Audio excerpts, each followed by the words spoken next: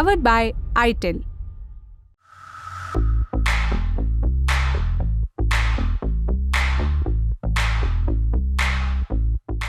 कहते हैं अमेरिकी राष्ट्रपति के पास लाल रंग का एक टेलीफोन हुआ करता था जिसका इस्तेमाल इतिहास में सिर्फ 12 मौक़ों पर हुआ। पहला 1963 में जब अमेरिकी राष्ट्रपति जोसेफ कैनेडी की हत्या हो गई। फिर 1967 में जब इजराइल और अरब देशों के बीच सिक्स डे वॉर की शुरुआत हुई। तीसरा मौका आया 1971 में जब हिंदुस्तान और पाकिस्तान के बीच युद्ध हुआ। आखिरी बार इसका इस्तेमाल 2016 में हुआ बताया गया जब अमेरिकी राष्ट्रपति बराक ओबामा ने एक चेतावनी जारी करने के लिए इस कथित फ़ोन का इस्तेमाल किया।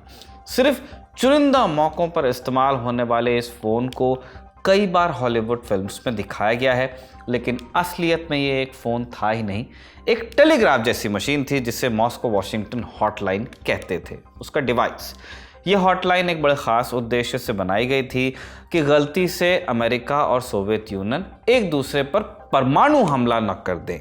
1962 में क्यूबा मिसाइल क्राइसिस के दौरान लगभग ऐसी नौबत आ भी गई थी, इसलिए दोनों देशों ने फैसला किया कि इमरजेंसी की स्थिति में एक लाइन ऐसी होनी चाहिए ताकि दोनों देश तुरंत एक दूसरे से कांटेक्ट कर सकें। यहाँ से दोनों देशों के बीच कम्युनिकेशन की समस्या दूर हुई, लेकिन मॉस्को वाशिंगटन हॉटलाइन एस्टैब्लिश होने के ठीक पहले एक मौका ऐसा भी आया था जब कम्युनिकेशन टेक्नोलॉजी में सोवियत यूनियन से बढ़त हासिल करने के लिए अमेरिका ने एक अजीबोगरीब हरकत की थी। क्या किया था? एक रॉकेट के सहारे अंतरिक्ष में एक साथ 35 करोड़ सुइयां छोड़ दी थी, नीडल्स। क्यों छोड़ी गई इतनी सुइयां? इनसे क्या हासिल करना चाहता था अमेरिका और आगे चलकर क्या हुआ इन सुइयों का? जानेंगे कहानी आज के एपिसोड में। नमस्ते, मैं हूं निखिल और आप देख रहे हैं ऐतिहासिक किस्सों कहानियों से जुड़ा हमारा रोजाना का कार्यक्रम तारीख। कहानी की शुरुआत होती है 1960 के दशक से। जैसा पहले बताया, शीत युद्ध के ये दिन चल रहे थे। अमेरिका वर्सेस सोवियत यूनियन की लड़ाई हर जगह चलती थी, वो जहां भी हो, चाहे मिसाइल्स की दुनिया हो, चाहे वो आइडियोलॉजी की दुनिया हो, चाहे वो स्पेस की दुनिया हो, हथियारों की दुनिया हो, कहीं का भी। ऐसी होड़ एक और फील्ड में हो रही थी, वो फील्ड थी कम्युनिकेशन की। युद्ध छिड़ने की स्थिति में कम्युनिकेशन का महत्व ही सबसे ज्यादा होता है, इसलिए कम्युनिकेशन के नए और तेज तरीके खोजने पर दोनों देशों का बड़ा जोर था तब। हालांकि 1960 तक तेजी से संदेश भेजने के लिए दो ऑप्शंस हुआ करते थे। पहला रेडियो यानी रेडियो वेव्स और दूसरा समंदर के नीचे बिछी केबल्स जो महाद्वीपों को जोड़ती थी। समंदर के नीचे बिछी इन केबल्स को टेलीग्राफ और टेलीफोन लाइंस की तरह इस्तेमाल किया जाता था। जैसे आज अंडर सी ब्रॉडबैंड केबल्स होती हैं, ये उस जमाने की टेलीफोन और टेलीग्राफ लाइंस थी।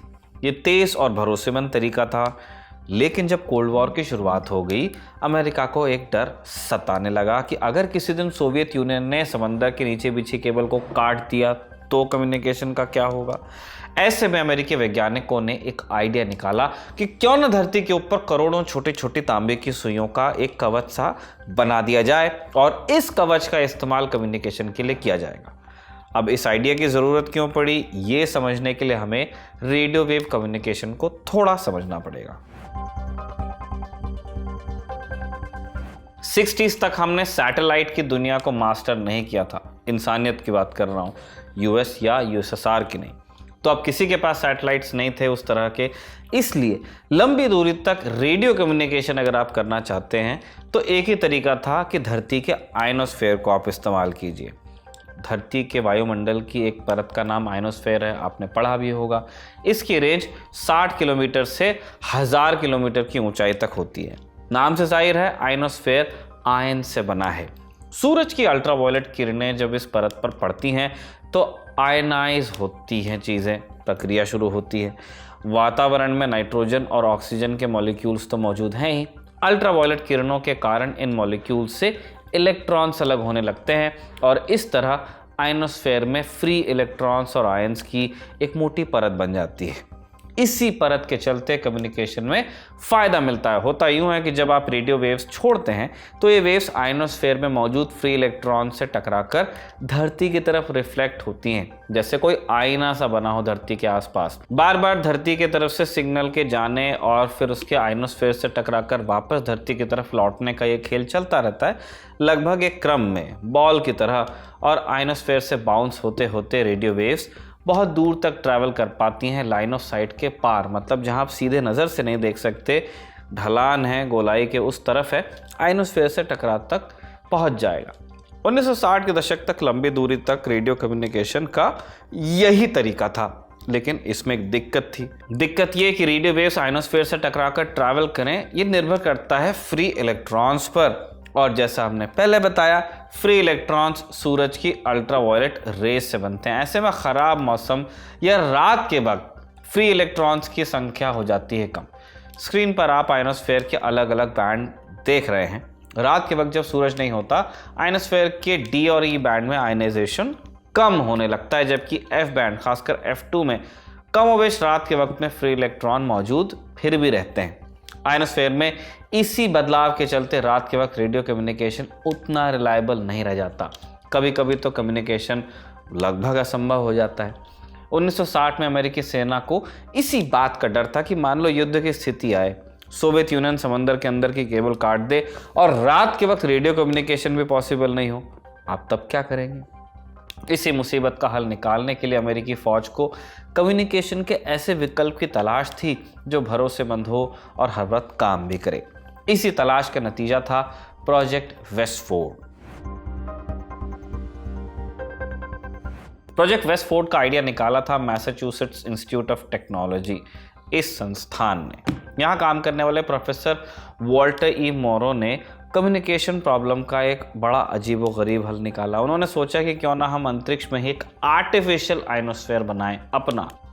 ऐसा करने के लिए उन्होंने सुझाव दिया कि करोड़ों छोटी छोटी तांबे की सुइयां अंतरिक्ष में छोड़ दें, जो धरती के चारों ओर एक ऑर्बिट में कवच की तरह फैलें।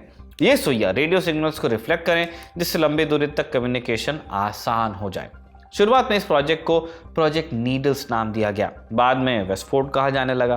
प्लान था कि 1.78 सेंटीमीटर लंबी और बाल से भी पतली तांबे की सुइयों को धरती के ऑर्बिट में डाला जाए, जहां वो 8 गीगाहर्ट्ज की फ्रीक्वेंसी पर कम्युनिकेशन के मीडियम की तरह काम करती रहे। अब ये सब थ्योरी थी। इसकी सिलवटें तय करने के बाद एक्सपेरिमेंट का दिन आया। 21 अक्टूबर 1961 को पहले प्रयास में लगभग 10 करोड़ सुइयां अंतरिक्ष में भेजी गई। पहला प्रयास। ये कोशिश नाकाम रही क्योंकि प्रोजेक्ट सफल होने के लिए सुइयों का फैलना जरूरी था, जबकि वो एक ही जगह पर सिमट कर रह गई। 9 मई 1963 को दूसरा प्रयास किया गया। इस बार 35 करोड़ सुइयों को सैटेलाइट के साथ ऑर्बिट में भेजा गया। इस बार प्रयोग कामयाब रहा। सुइयां सही तरह से फैली और धरती के ऑर्बिट में सुइयों की एक पतली सी बेल्ट तैयार भी हुई। इस बेल्ट में 1 वर्ग मील में लगभग 50 सुइयां थीं और इतनी डेंसिटी कम्युनिकेशन के लिए काफ़ी थी। सुइयों की परत तैयार होने के बाद अब बारी टेस्ट की थी। टेस्ट के लिए कैलिफोर्निया से मैसाचुसेट्स की तरफ एक मैसेज भेजा गया। अब ये काफ़ी लंबी दूरी, लगभग 5000 किलोमीटर की, हिंदुस्तान के पूरे डायगोनल से लंबा है।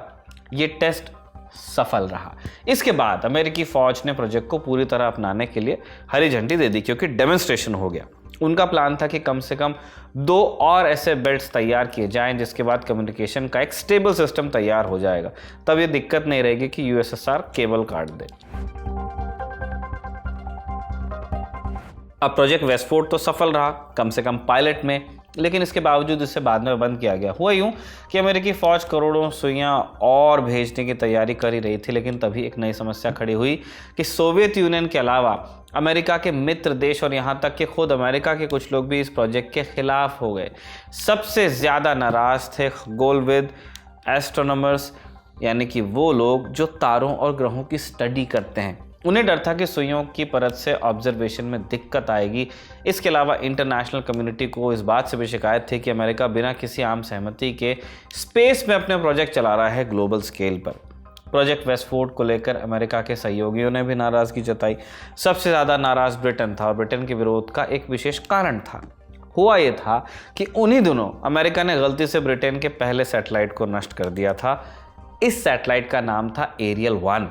ये अमेरिका और ब्रिटेन का एक साझा प्रोजेक्ट था। 9 जुलाई 1962 को लॉन्च किया गया था, लेकिन कुछ ही हफ्तों बाद इसके सेंसर अचानक बहुत ज़्यादा रेडिएशन रिकॉर्ड करने लगे और इसके पीछे भी अमेरिका की ही कारस्तानी थी। दरअसल एरियल 1 के लॉन्च के कुछ समय बाद ही अमेरिका ने ऊपरी वायुमंडल में 1.4 मेगाटन का एक परमाणु बम फोड़ दिया था। आप सोचिए, एटमॉस्फेयर में उस हाइट पे, ये दुनिया को ज्ञान देने वाला मुल्क है, इससे पैदा हुए रेडिएशन ने न सिर्फ एरियल 1 को बल्कि उस वक्त पृथ्वी की कक्षा में मौजूद 1/3 सैटेलाइट्स को बर्बाद कर दिया था। इन तमाम घटनाओं के चलते अमेरिकी स्पेस प्रोजेक्ट्स का बड़े स्तर पर विरोध शुरू हो गया और प्रोजेक्ट वेस्टफोर्ड को भी बंद करने की मांग उठ गई। अब प्रोजेक्ट वेस्टफोर्ड चूंकि सफल रहा था, इसलिए अमेरिका इसे छोड़ने को तैयार नहीं हुआ। आखिरकार एक समझौता हुआ, तय किया गया कि वेस्टफोर्ड की सुइयां 5 साल से ज़्यादा ऑर्बिट में नहीं रहेंगी। लेकिन जब तक ये बहस चल रही थी, ये मुद्दा अपने आप ख़त्म हुआ। 1966 में अमेरिकी सेना ने अपना पहला संचार सैटेलाइट सिस्टम लॉन्च कर दिया सैटेलाइट कम्युनिकेशन के लिए। इससे वेस्टफोर्ड प्रोजेक्ट की ज़रूरत ख़त्म हो गई। वेस्टफोर्ड प्रोजेक्ट के एंड के बाद 1967 में स्पेस को लेकर 99 देशों के बीच एक अहम समझौता हुआ जिसका नाम था आउटर स्पेस ट्रीटी। क्या थी इस ट्रीटी की शर्तें? कि कोई भी देश अंतरिक्ष या किसी प्लैनेट, किसी एस्ट्रोनॉमिकल बॉडी पर अपना दावा नहीं कर सकता। अगली शर्त सोचिए किसके लिए होगी कि सभी देश अंतरिक्ष को प्रदूषित करने से बचेंगे। सामूहिक विनाश का कोई हथियार अंतरिक्ष में नहीं रखा जाएगा। चांद या किसी अन्य ग्रह पर सैन्य अड्डे नहीं बनाए जाएंगे। इस ट्रीटी के साइन होने के बाद स्पेस को वेपनाइज करने की कोशिशें कुछ हद तक बंद हुई। हालांकि स्पेस की दौड़ तो जारी रही। 1969 में नील आर्मस्ट्रांग ने चांद पर कदम रखे और अमेरिका इस रेस में कुछ आगे निकल गया और धीरे धीरे बाकी देश मसलन चीन, इंडिया, ब्रिटेन भी स्पेस एक्सप्लोरेशन से जुड़ने लगे। स्पेस एक्सप्लोरेशन का ही नतीजा था कि आज सैटेलाइट्स के ज़रिए हम जीपीएस का इस्तेमाल करते हैं और एलन मस्क तो सैटेलाइट का एक पूरा झुंड यानी स्टारलिंक ही बना चुके हैं, जिससे अब धरती में कहीं भी इंटरनेट कनेक्शन आपको दिया जा सकता है। इस पूरी कहानी की शुरुआत चूंकि कम्युनिकेशन से हुई थी, इसलिए चलिए अंत में आपको एक और दिलचस्प बात बता ही देते हैं। शुरुआत में हमने आपको वॉशिंगटन और मॉस्को के बीच कम्युनिकेशन लाइन की बात बताई थी। ये लाइन पिछले 61 साल से खुली हुई है। इसका इस्तेमाल जैसा हमने पहले बताया चुनिंदा मौक़ों पर ही हुआ, लेकिन 1991 में सोवियत संघ के विघटन से पहले तक सोवियत जवानों की एक टीम हर वक्त इसे मॉनिटर करती थी। 8-8 घंटे की 3 शिफ्ट में ड्यूटी लगती थी और हर घंटे एक मैसेज इसमें भेजा जाता था, ये इंश्योर करने के लिए कि ये लाइन ठीक से काम कर रही है। अमेरिका की तरफ से विलियम शेक्सपियर के नाटकों की लाइन भेजी जाती थी, वहीं सोवियत टीम रूसी साहित्यकार एंटोन चेखव की लाइन भेजती थी। बाकी किताबें में इस्तेमाल हो सकती थी, लेकिन संदेशों को लेकर सख्त नियम थे। संदेशों के गलत मतलब निकल सकते थे, इसलिए मैसेज में कौन सी किताबों का टेक्स्ट इस्तेमाल नहीं करना है, इसे लेकर भी सख्त नियम थे। मसलन बच्चों की कहानी के काल्पनिक किरदार विनी द पूह का जिक्र नहीं हो सकता था, क्योंकि विनी द पूह एक भालू था और भालू रूस का राष्ट्रीय सिंबल माना जाता है। इसी नोट पर आज का एपिसोड हम समाप्त करते हैं। कमल ने लिखा और विजय ने रिकॉर्ड किया। आप देखते रहिए दी लल्लन टॉप।